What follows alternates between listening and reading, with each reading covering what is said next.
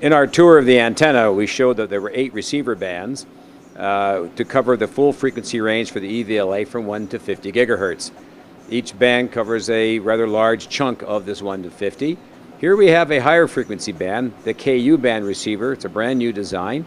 Bob, explain to us what do we see here that's different than before? Well, one thing that's different is it's actually cold. It's cooled down inside to about 10 degrees Kelvin. So that's 10 degrees above absolute zero. What that allows us to do is have our low noise amplifiers act very well, very sensitive. Again, the feed would be sitting up here. These receivers, the feeds are big enough that the receiver actually hangs off of the feed. All the rest of the stuff you see here are the electronics that we need to make it run. Okay, so this is the outside. What about the inside? Do we have one that's available for inside inspection? Just so happens. Okay. Here we are here. So this is what's on the inside of that doer. And I see that it looks rather different than the receivers that we've looked at so far. What is this big, large, yellow device and these other parts? Okay, the OMTs that we saw previously were quad ridge designs. The OMT that we use in the higher frequency receivers are called BOIFO OMTs, and it's a reasonably broad design, very low loss, and we use it for all of our high frequency systems. The thing that sits up top of here is called a phase shifter.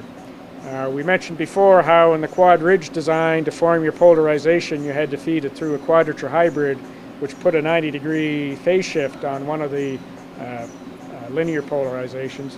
This design uses a corrugated waveguide structure that actually slows one of the linear polarizations by an equivalent of 90 degrees in phase. And that then gets fed into the OMT, and what comes out of the OMT is our circular polarizations. So this phase shift can either be done in front of the OMT, as it's done in our high frequency receivers, or done after the OMT, which is done in our lower frequency receivers. Our fridge is very efficient. These actually get cooled down to about 10 degrees or less, so it's a really, really cold receiver, and that's how we do it. We have inside this thing over here, which we call a cricket cage, is just a whole bunch of activated charcoal.